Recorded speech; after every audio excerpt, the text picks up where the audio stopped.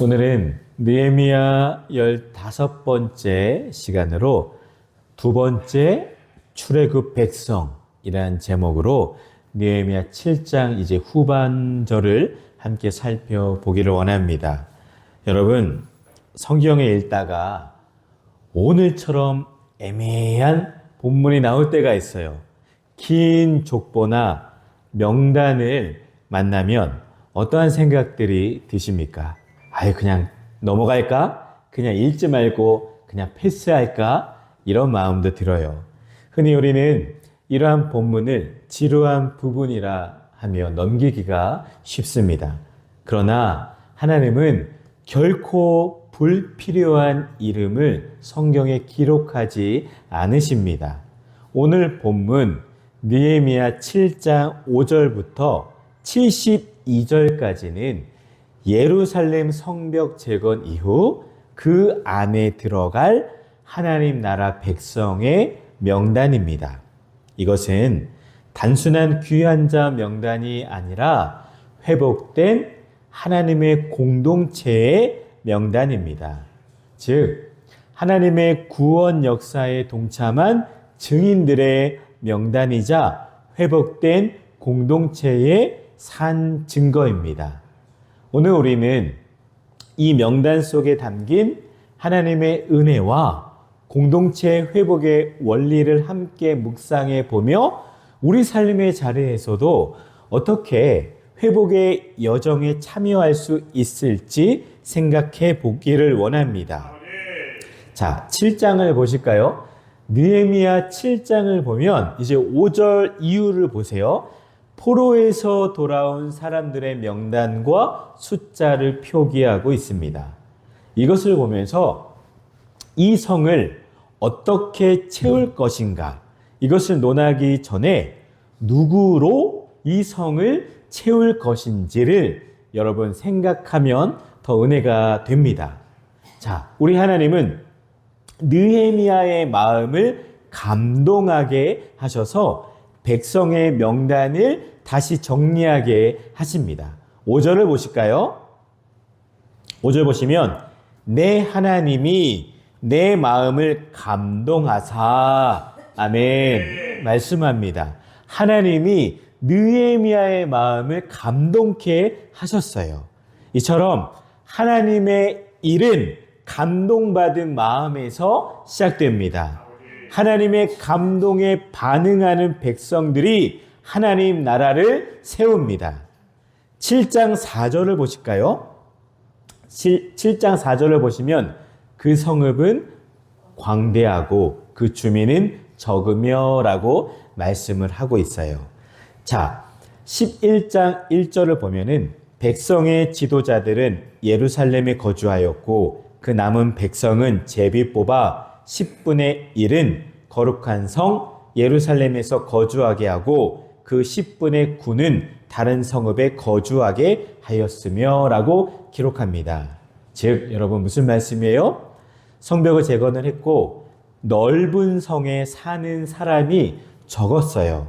그러니까 지도자와 함께 10%의 백성들을 제비를 뽑아서 예루살렘 성에 이주하여 살도록 했다라는 기록입니다.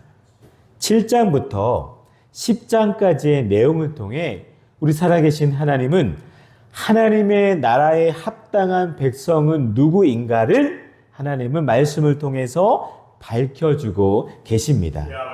지난 시간 여러분 말씀 기억하십니까? 우리는 성문을 지키는 자들을 통하여 이 성에 누가 들어갈 수 있는지를 함께 묵상했어요. 어떤 이들이었죠? 먼저는 하나님을 경외하는 자들, 하나님을 진정으로 믿고 예배하는 자들이 이 성에 합당한 사람들입니다. 오늘 7장을 보실 때 하나님 나라에 합당한 백성은 누구일까? 그러한 주제 아래 7장의 이 긴 명부를 보면은 은혜가 됩니다. 7장의 명부는 제1차 포로 귀환 자들이며 영적으로 우리가 생각하면 두 번째 출애굽 백성이라고 할 수가 있습니다. 바벨론에서 돌아온 이 사람들이 바로 두 번째로 애굽을 나온 백성이라고 말합니다.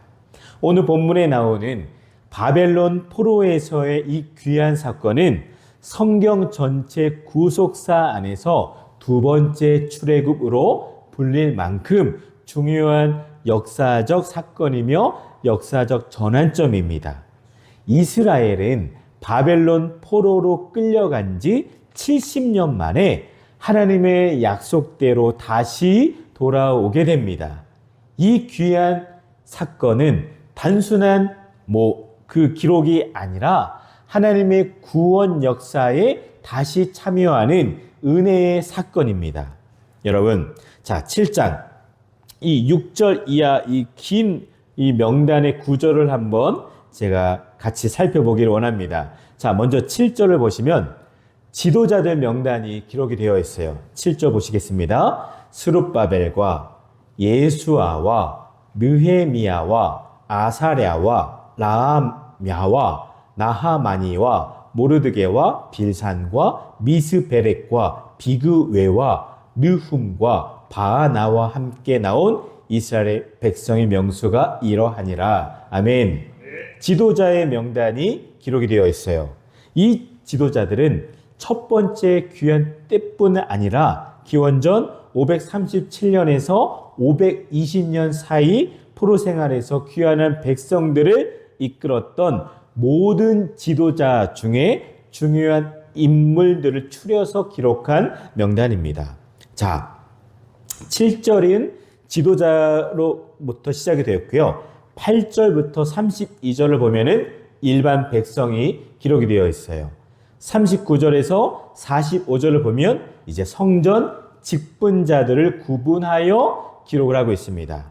더 쪽에 보면은 39절에서 42절은 제사장들, 43절은 레위 사람, 44절은 성전에서 노래하는 사람, 45절은 문지기들, 그러한 사람들의 이름이 나옵니다.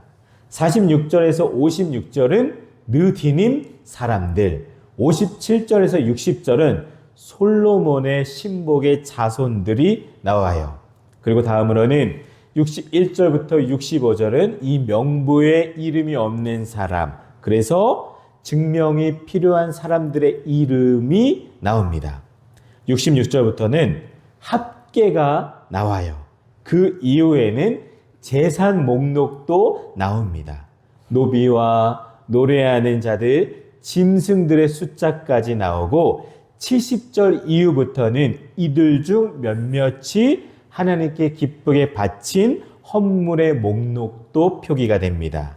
여러분, 이 복잡해 보이지만 나름의 규칙들이 있어요. 지도자, 일반 백성, 성전 직분자, 증명이 필요한 자, 합계, 재산, 헌물, 이러한 순서로 이 7장은 구조가 되어 있습니다.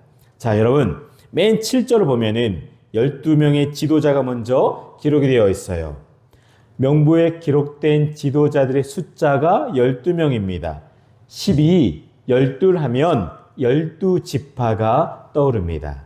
지도자들은 사실 이 이외에도 더 있었는데 주요한 지도자들을 지파의 수인 12명으로 의도를 가지고 맞춰 놓았습니다. 그리고 이들이 이끌고 나온 백성이 누구라고 기록하고 있지요? 7절을 잘 보시면 유다 백성의 명수가 아니라 뭐라고요? 이스라엘 백성의 명수가 이러하니라 라고 기록합니다. 실제로 돌아온 사람들은 유다 사람들이었지만 이들이 바로 야곱의 12지파요 진정한 하나님의 백성이며 이스라엘의 정통성을 잇는 사람들인 것을 암시합니다. 여러분, 출애굽 1세대는 광야에서 이름 없이 죽은 이들도 많았죠. 하지만 두 번째 출애굽에 참여한 백성은 이처럼 하나님의 책에 이름이 기록이 되었습니다. 이것은 단순한 역사 기록이 아니라 하나님의 언약 공동체로 다시 회복이 되었다라는 놀라운 선언입니다. 사랑하는 여러분, 오늘날 우리 역시도 마찬가지입니다. 우리가 예수 그리스도를 믿고 구원받았을 때 하나님은 저와 여러분들, 우리 사랑하는 주님께 모든 영혼들의 이름을 생명책에 기록하셨습니다. 할렐루야. 아멘. 빌립보서 4장 3절, 그 이름들이 생명책에 있느니라. 아멘. 그 이름이 기록되었다는 것은 단지 교회의 구성원이 되었다는 것이 아니라 우리가 하나님 나라에 속한 자라는 것을 꼭 믿으시기를 바랍니다. 자, 7장 이 긴 명단에서 마지막 부분을 보면은 70절 이후를 보시면은 포로 귀한 자들의 재물의 분량이 나옵니다. 이것도 역시 주목해야 합니다. 여러분, 첫 번째, 이집트에서 이스라엘 백성들이 출애굽할 때 하나님은 이스라엘 백성들이 빈손으로 애굽을 떠나지 않게 하셨습니다. 마지막 재앙이 있고 바로 그 뒤는 바로는 모세와 아론에게 양도, 소도 몰고 나가라라고 말을 했어요. 이스라엘이 애굽에서 나갈 때 많은 가축과 금, 은, 옷을 하나님의 승리의 전리품으로 챙겨 나갔습니다. 나중에 이것들은 즐겁게 기쁘게 하나님께 드려져서 성막과 제사장 의복 등의 제작에 사용이 되었습니다. 오늘 느헤미야의 명단에도 보면은 포로 생활에서 돌아온 자들의 재산이 어마어마한 것을, 상당한 것을 우리가 확인할 수가 있습니다. 67절을 보실까요? 67절입니다. 그 외에 노비가 7,337명이요. 그들에게 노래하는 남녀가 245명이 있었고 라고 기록하죠. 여기서 노래하는 자들은 성전에 속한 자들이 아니라 가정에 소속되어 노래하던 사람들이었어요. 이런 노비가 245명이나 될 정도로 포로 생활에서 귀환한 자들의 이처럼 재산과 재력과 지위는 높았다, 이것을 우리가 확인합니다. 또한 노비들이 7,000명 넘게 있었다는 것도 노비를 쓸 수 있는 재력가들이 그 정도로 많았다라는 것을 보게 됩니다.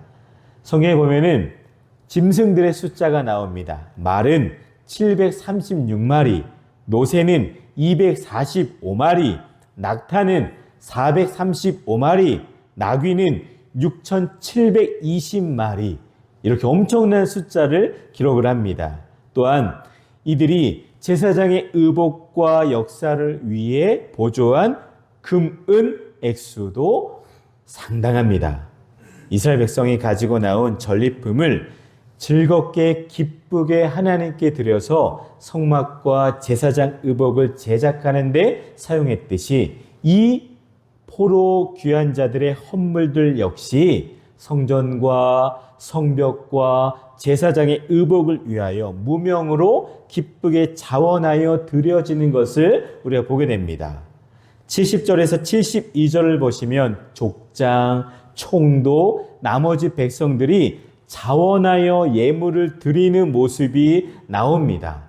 회복된 백성들이 한 마음으로 성전을 위한 헌금을 드리고 예배를 준비합니다. 여러분, 공동체가 회복이 되었다, 이것의 증거가 무엇입니까? 바로 예배가 회복이 되고 헌신이 나타나며 공동체를 위한 자발적인 나눔이 일어날 때 그 공동체가 회복이 되었다라는 것을 꼭 기억하시기를 바랍니다.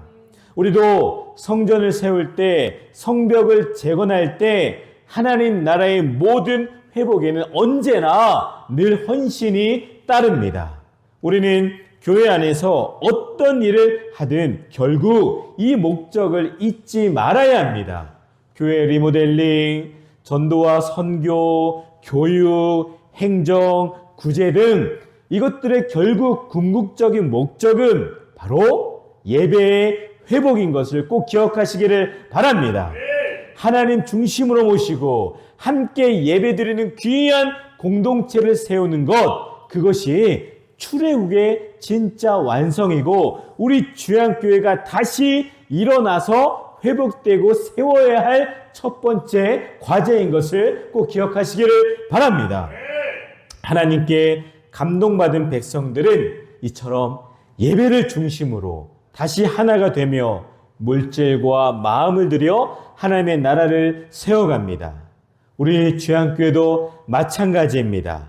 진정한 부흥은 먼저 성령님의 임재가 충만한 말씀의 권세와 능력이 충만한 이 예배가 살아나고 그 다음 은혜 받은 성도들의 자발적인 헌신과 사랑이 흘러 넘칠 때 일어날 줄 믿습니다.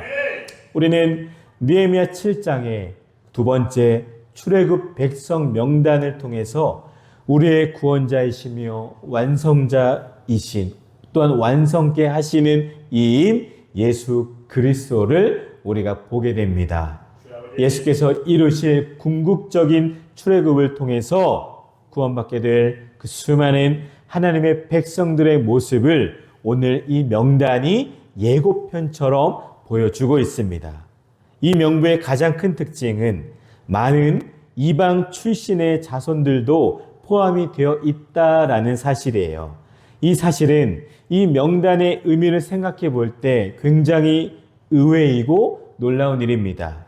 왜냐하면 이 계보, 이 명단에 포함되어 있으면 진정한 하나님의 백성으로 판명이 되면은 그 사람은 이제 기업의 상속자가 되기 때문이에요. 약속의 땅의 그 상속자 명단, 거기에 놀랍게도 이방인들의 후손들도 포함이 되어 있다라는 것입니다. 성경 보면은 느디님과 솔로몬 신복의 자손들이 대표적인 이방인의 후손입니다.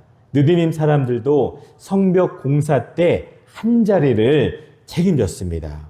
또한 여러분, 재밌는 이제 이름들이 나옵니다. 46절부터 한번 살펴볼게요. 종에게 주어지는 별칭이나 별명이 이름이 된 경우도 있습니다. 46절 보시면 하수바라는 이름이 나오죠. 하수바는 빠르다, 재빠른 사람이란 뜻이에요. 또 48절에 르바나, 이 사람은 흰 사람, 흰둥이를 뜻해요. 50절 느고다, 이 사람은 점박이. 53절에 하그바는 곱추. 56절 느시아는 신실한 사람. 59절 핫딜은 수다쟁이. 59절 보게렛 하스바임은 가젤 사냥꾼이란 이름의 뜻이 있어요. 얼마나 재밌습니까? 이들은 모두가 다 이방인으로 잡혀서 레위인의 종으로 살며 붙게 된 별명으로 추측된다고 설교를 준비하면서 느헤미야 강의 설교책에서 이 인용을 했습니다. 여러분, 솔로몬의 신복의 자손들은 심지어 멸망의 대상이었던 가나안 출신의 국가 노비들이었어요. 포로기 이후에는 느디님 사람들과 같이 성전의 힘든 일을 맡았던 것으로 추측이 됩니다. 비록 여러분, 이들의 일이 미천하고 이방 출신이었지만 오늘 명부를 보면은 이들은 자유민이었으며 노비의 목록이 아니라 레위인과 노래하는 자들과 함께 이스라엘 백성들의 일부, 성전을 같이 도운 자들 중 하나로 취급받는 것들을 보게 됩니다. 이것이 바로 여러분 은혜입니다. 오늘 우리가 본 명단은 이사야 선지자의 예언을 성취하실 예수 그리스도를 더욱더 분명하게 예표합니다. 이사야 49장 6절을 보시면 너로 이방의 빛을 삼아 나의 구원을 베풀어서 땅끝까지 이르게 하리라. 아멘. 갈라디아서 3장 27절 28절 보시면 세례를 받은 자는 그리스도로 옷 입었느니라. 너희는 유대인이나 헬라인이나 종이나 자유인이나 남자나 여자나 다 그리스도 예수 안에서 하나이니라. 아멘. 이처럼 말씀처럼 그의 몸된 교회를 통해 이루실 예수 그리스도를 미리 보여줍니다. 이방인들도 지금의 저와 여러분 우리들도 모두가 참 아브라함의 후손이 되는 놀라운 일을 이루실 그분을 미리 보여주고 있는 것이 바로 느헤미야 7장의 명부입니다. 두 번째 출애굽 백성의 명단은 바로 은혜의 명단이고 하나님의 사랑을 입은 자들의 놀라운 명단입니다. 하나님 나라에 합당한 사람이 누구냐라는 질문에 하나님의 사랑과 은혜로 택함을 입은 사람들입니다 라고 7장은 우리에게 답을 주고 있습니다. 사랑하는 여러분, 하나님은 당신께 감동을 받은 모든 사람으로 당신의 도성을 가득 채우실 것입니다. 그러게 여러분, 하나님 나라에 합당한 사람은 바로 이 은혜의 하나님께 감사하는 사람들입니다. 그러니 여러분, 우리 먼저 하나님께 감사하시기를 바랍니다. 내가 믿은 것이 아니라 나를 믿도록 감동하게 하신 하나님, 내가 기도한 것이 아니라 나를 기도하게 하신 하나님, 내가 행한 것이 아니라 행하도록 감동하신 하나님, 그 하나님께 감사하는 자가 바로 하나님 나라에 합당한 자인 것을 기억하시기를 바랍니다. 에베소서 2장 8절에서 9절, 너희는 그 은혜에 의하여 믿음으로 말미암아 구원을 받았으니 이것은 너희에게서 난 것이 아니요 하나님의 선물이라. 행위에서 난 것이 아니니 이는 누구든지 자랑하지 못하게 함이라. 아멘. 여러분, 우리 먼저 하나님의 은혜에 감사하고 또한 주의해야 합니다. 내 이름이 생명책에 기록되어 있다는 것으로 만족하여 안일하여 나태한 신앙생활을 하지 않도록 깨어 경계하시기를 바랍니다. 은혜에 감사하는 성도는 하나님 나라 백성의 정체성을 더 확고히 가지게 됩니다. 기꺼이 하나님 나라의 일을 위하여 일어나고 기꺼이 자신의 은금과 옷을 내어놓을 수 있고 기꺼이 손과 발로 일하며 신실하게 자기의 삶을 하나님께 드리게 됩니다. 말씀을 정리합니다. 우리 사랑하는 주양 가족 여러분, 오늘 우리는 한 장 가득한 그 수많은 이름들 속에서 하나님의 은혜의 흔적들을 보았습니다. 하나님 나라 백성의 특징은 단 한 가지입니다. 그들의 이름이 하나님의 생명책에 기록된 자 출신이 아니라 공로가 아니라 오직 은혜로 기록된 자들입니다. 그리고 그 은혜를 깨달은 사람은 예배하며 공동체를 섬기며 기꺼이 드리며 하나님 나라를 함께 세우는 일에 동참합니다. 이러한 은혜의 감격 속에서 우리 모두가 하나님의 나라를 세우는 일에 헌신된 주의 백성으로 살아가시기를 예수님의 이름으로 간절히 축원을 드립니다.